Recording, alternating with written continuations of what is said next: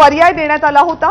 मात्र केंद्रीय निवडणूक आयोगानं सध्या शरद पवार यांच्या गटाला राष्ट्रवादी काँग्रेस पार्टी शरदचंद्र पवार असं नाव दिलेलं आहे। राज्यसभेच्या निवडणुका तोंडावर आहेत, त्या दृष्टीनं लवकरात लवकर आपल्याकडे पर्याय द्या असं केंद्रीय निवडणूक आयोगानं काल दिलेल्या निकालामध्ये म्हटलं होतं। ज्या निकालान्वये अजित पवार यांना राष्ट्रवादी काँग्रेस पक्षाचं नाव आणि चिन्ह देण्यात आलं होतं। अजित पवार गटाला राष्ट्रवादी काँग्रेस पक्षाचं नाव आणि चिन्ह दिल्यामुळे शरद पवार यांचा स्वतंत्र गट मानला गेला। या गटाला जर वेगळं नाव आणि चिन्ह हवं असेल तर आज दुपारी 4 वाजेपर्यंतची मुदत देण्यात आली होती आणि त्या मुदतीमध्ये जर नाव आणि चिन्ह सादर केलं गेलं नसतं तर शरद पवार यांच्या गटाला राज्यसभेची निवडणूक अपक्ष म्हणून लढवावी लागली असती। 4 वाजेपर्यंत जे 3 पर्याय दिले गेले होते त्या पर्यायातल्यापैकी राष्ट्रवादी काँग्रेस पार्टी शरदचंद्र पवार या पर्यायाचा स्वीकार केंद्रीय निवडणूक आयोगानं केलेला आहे। चिन्हाबाबतीत नेमकं काही झालेलं आहे का या संदर्भातली आणखीन अपडेट जाणून घेण्यासाठी आपले नवी दिल्लीचे प्रतिनिधी सोमेश कोलगे आता आपल्या सोबत आहेत, त्यांच्याकडे जाऊयात। सोमेश, कविता, निवडणूक आयोगाने नुकताच आदेश दिलेला आहे या सगळ्या बाबतीत जी कार्यवाही झाली होती त्या विषयाच्या अनुषंगाने आणि त्यानुसार नॅशनलिस्ट काँग्रेस पार्टी शरदचंद्र पवार हे नाव आता त्यांच्या नव्या पक्षाला मिळालेलं आहे। त्यामध्ये त्यांनी आपणच जी थोड्या वेळापूर्वी जी बातमी आपण दाखवली होती त्यानुसार एनसीपी शरद पवार, राष्ट्रवादी म्हणजे nationalist Congress party Sharad Pawar, nationalist Congress party Sharadrao Pawar आणि नॅशनलिस्ट काँग्रेस पार्टी शरदचंद्र पवार असे 3 ऑप्शन हे राष्ट्रवादी काँग्रेस पक्षाकडून देण्यात आले होते। त्यामध्ये सगळ्यात जो पहिला ऑप्शन होता तो नॅशनलिस्ट काँग्रेस पार्टी शरदचंद्र पवार असा होता। त्यामुळे हे तिन्ही नावं देण्याबाबत निवडणूक आयोगाला कोणताही आक्षेप नव्हता।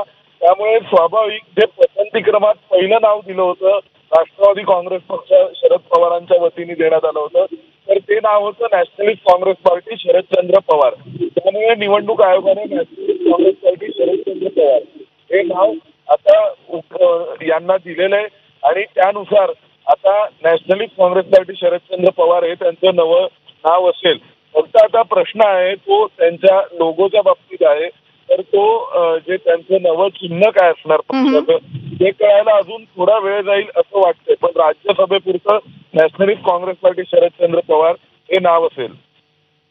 आणि आत्ताच्या घडीची सोमेश ही सगळ्यात महत्त्वाची अपडेट, कारण काल केंद्रीय निवडणूक आयोगाचा निर्णय आल्यानंतर आता शरद पवार स्वतंत्र गटाचं नाव नेमकं काय असेल, चिन्ह नेमकं काय असेल या संदर्भात अनेक तर्कवितर्क लढवले जात होते।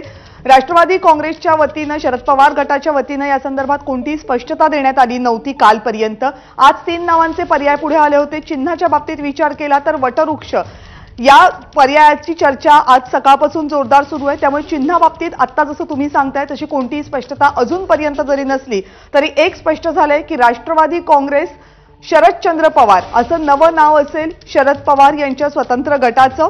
कारण काल केंद्रीय निवडणूक आयोगानं दिलेल्या निर्णयानुसार राष्ट्रवादी काँग्रेस पार्टी हे नाव आणि पक्षाचं घड्याळ हे चिन्ह अजित पवार यांच्या गटाला देण्यात आलेलं आहे। त्यामुळे स्वतंत्र गट म्हणून मान्यता मिळालेल्या शरद पवार यांच्या गटाला नवं नाव शोधण्याची गरज होती। जे पर्याय देण्यात आले होते त्यातला पहिला पर्याय राष्ट्रवादी काँग्रेस पक्ष शरदचंद्र पवार असा होता, जो पर्याय केंद्रीय निवडणूक आयोगानं स्वीकारलाय। जवळपास 12 तासांचा वेळ देण्यात आला होता शरद पवार यांच्या गटाला निर्णय घेण्यासाठी। याचं कारण असं आहे की राज्यसभेची निवडणूक अगदी तोंडावर आहे आणि या निवडणुकीमध्ये जर शरद पवार यांच्या गटाला आपला उमेदवार उतरवायचा असेल तर त्यांना पक्षाचं नाव आणि चिन्ह असणं गरजेचं होतं आणि त्यासाठी ही वेळ देण्यात आली होती। कारण या वेळेमध्ये जर नाव आणि पक्षाच्या चिन्हाचा पर्याय उपलब्ध करून दिला नसता तर शरद पवार यांच्या गटाला अपक्ष म्हणून मान्यता मिळाली असती आणि त्या दृष्टीनं काही वेळातच केंद्रीय निवडणूक आयोगानं पर्याय आल्यानंतर आपला निर्णयही जाहीर केलेला आहे। पुन्हा एकदा सोमेशकडे जाऊयात। सोमेश, ही 3 नावं निवडलेली आहेत त्यामागचं नेमकं कारण काय होतं? कारण प्रत्येक नावामध्ये शरद पवार आणि राष्ट्रवादी काँग्रेस पार्टी या दोनही गोष्टींचा उल्लेख आहे। नक्कीच कविता, आपण लक्षात घेऊ शकतो की आतापर्यंत जो पक्षफुटींचा इतिहास आपण पाहिलेला आहे प्रत्येक इतिहासामध्ये आपल्याला असं पाहायला मिळतं की उदाहरणार्थ ज्यावेळी काँग्रेस इंडियन काँग्रेस फुटली होती त्यावेळी सुद्धा काँग्रेस इंदिरा गांधी काँग्रेस आहे असा एक शब्द त्यामध्ये टाकून त्यानुसार मग एक नवं नाव तयार करण्यात आलं होतं। त्यामुळे अखंड नाव कन्सिडर केलं जातं। त्यानुसार नॅशनलिस्ट काँग्रेस पार्टी शरदचंद्र पवार हे नाव कदाचित या अर्थाने घेतलं गेलं असावं कारण नॅशनलिस्ट काँग्रेस पार्टी शरदचंद्र पवार याचा शॉर्ट फॉर्मही NCP-SP असा होईल। दुसऱ्या गोष्टीने आपण जर एक विचार करायचा असेल तर जी ऑलरेडी रजिस्टर्ड पार्टी आहे त्याचंही नाव राष्ट्रवादी काँग्रेस पार्टी असं नसून राष्ट्रवादी काँग्रेस पार्टी हे भाषांतर म्हणून आपण आतापर्यंत अनेकदा वापरलेलं आहे किंवा राष्ट्रवादींनी बऱ्याचदा त्यांच्या पत्रकांमध्ये वगैरे राष्ट्रवादी काँग्रेस पार्टी नाव वापरलंय, पण त्यांचं निवडणूक आयोगाकडे अधिकृत नोंदणी केलेलं नाव जे आहे ते नॅशनलिस्ट काँग्रेस पार्टी असंच होतं. त्यामुळे नॅशनलिस्ट काँग्रेस पार्टी आणि त्यासह त्याच्या आधी किंवा त्यानंतर कोणत्याही प्रकारची अक्षर किंवा शब्द जोडून जर नवं नाव तयार होत असेल तर ते नाव द्यायला निवडणूक आयोगाला कोणत्याही प्रकार नसते. यापूर्वी ज्यावेळी कम्युनिस्टांच्या पक्ष बराचसा सुद्धा असेच प्रयोग झाले आणि त्यामध्ये मग पुढे मार्क्सिस्ट लेनिनिस्ट जोडून किंवा मग सीपीआय माओवादी जोडून किंवा मग सीपीआय फक्त मार्क्सिस्ट असे वेगवेगळे प्रयोग करून त्याच्या अनेक ज्या पक्ष आहेत त्यांच्या नावांमध्ये सीपीआय किंवा communist party of India common आहे, पण त्यात वेगवेगळे एक्सटेन्शन बदललेत. तसंच राष्ट्रवादी काँग्रेस पक्षाच्या बाबतीतही पाहायला मिळते की नॅशनलिस्ट काँग्रेस पार्टी शरदचंद्र पवार असं नाव आता त्यांना मिळालंय आणि अनेकांचा जो आग्रह होता की शरद पवारांचं नाव असावं असं त्यांच्या गटातील नेत्यांचा आग्रह होता, असंही समज. सोमेश, आता सगळ्यात महत्वाचा एक मुद्दा आहे तो म्हणजे हा टेक्निकल मुद्दा आहे, जर तुम्ही स्पष्ट करू शकलात तर हे जे नाव आता दिलं गेलेलं आहे ते फक्त राज्यसभेच्या निवडणुकीच्या अनुषंगानं दिलं गेलेलं आहे की यानंतर शरद पवार यांच्या गटाला हेच नाव असेल? नाही, आतापर्यंत त्यांनी जे म्हटलंय ते राज्यसभा म्हणजे यात त्यांनी म्हटलंय fourth coming elections to 6 seats in the Rajya Sabha from Maharashtra.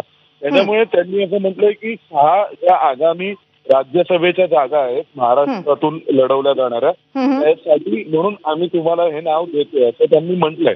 परंतु त्याच वेळी त्यांनी 39A जो मॉडेल कोड ऑफ कंडक्टचा रूल आहे त्यानुसारही म्हटलंय की या अर्थात म्हणजे जे एबी फॉर्म असतील जे आपण एबी फॉर्म म्हणतो ते सुद्धा या नावानी आता शरद पवारांच्या गटाला देता येतील राज्यसभेच्या निवडणुकांपुरता. परंतु त्यानंतर पुढे हेच नाव कंटिन्यू राहील का किंवा हेच नाव त्यांना निवडणूक आयोग देईल का तर त्याबाबत अजून म्हणजे त्याविषयी स्पष्टता होऊ शकते. कदाचित निवडणूक आयोग त्याबद्दल काही वेगळा निर्णय करू शकतो, पण आतापर्यंतची जी परंपरा आपण पाहिली निवडणूक आयोगाची तर बाय कन्व्हेन्शन निवडणूक आयोगाने असं शक्यतो केलेलं नाहीये. ज्यावेळी पक्ष फुटले, जेव्हा जनता दल फुटला, जेडीयू झाली, तर जे नाव दिलं गेलं तर मग ते 2 फॅक्शनना दिलेलं नाव त्यांनी पुढे कंटिन्यू ठेवलं. त्यांनी पुन्हा कधी परत ते रिवोक करण्याचा प्रयत्न केला नाही असं सर्वसाधारणपणे दिसून येते. कारण निवडणूक आयोगाने हे तपासूनच आता नाव दिले की एकतर मूळ नाव देत असताना पहिल्यांदा त्या नावाचा पक्ष कुठला तसाच्या तसा रजिस्टर्ड आहे का हे ते तपासतात, ते नाव आक्षेपार्ह आहे का हे तपासतात. दुसरी गोष्ट आता राष्ट्रीय वगैरे अशी नावं वापरण्याला बंदी असल्यामुळे त्या बाबतीमध्ये राष्ट्रीय नाव वापरता येत नाही. कुठल्याही प्रकारचे जे भारताचे एम्ब्लेम आहेत सत्यमेव जयतेसारखं असेल किंवा इतर त्या बाबतीमध्येही आता बंधनं आहेत.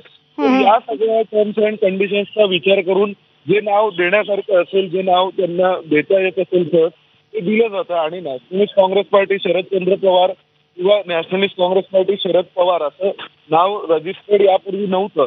त्यामुळे मग त्यांना आता अशा प्रकारे हे नाव दिलं गेलं असावं. अगदी छोटासा फरक जरी असला नावातला तरी सुद्धा ते संपूर्ण नाव नवं नाव म्हणून कन्सिडर केलं जातं आणि त्यामुळे त्यांना मिळालं असं दिसतं. आणि अर्थातच सोमेश, पक्षाचं नाव जेव्हा निवडलं जातं त्यावेळेस तो पक्ष लोकांसमोर जेव्हा जाईल, ते नाव लोकांसमोर जेव्हा जाईल त्यावेळेस ते कसं स्वीकारलं जाईल याचा सगळ्यात मोठा विचार केला जातो आणि ते चिन्हाच्या बाबतीत सुद्धा असतं. आज सकाळपासून जी चर्चा सुरू आहे चिन्हाच्या बाबतीतली ती वटवृक्ष या चिन्हाची सुरू आहे. अजूनही ते अधिकृतपणे दिलं गेलं किंवा दुसरं कुठलं चिन्ह मागितलं गेलं का या संदर्भातली माहिती आपल्याकडे नाहीये. पण जर वटवृक्ष हे नाव असेल तर ते निवडण्यामागे काय हेतू असू शकतात? नाही, एक तर मुद्दा आहे की वटवृक्षाचं चिन्ह असावं असा आग्रह हा त्यांचा होता, म्हणजे त्यांचा आहे असं कळतंय. काही जणांनी आपल्याला सूत्रांकडून जी माहिती मिळाली आहे त्यावरून हे समज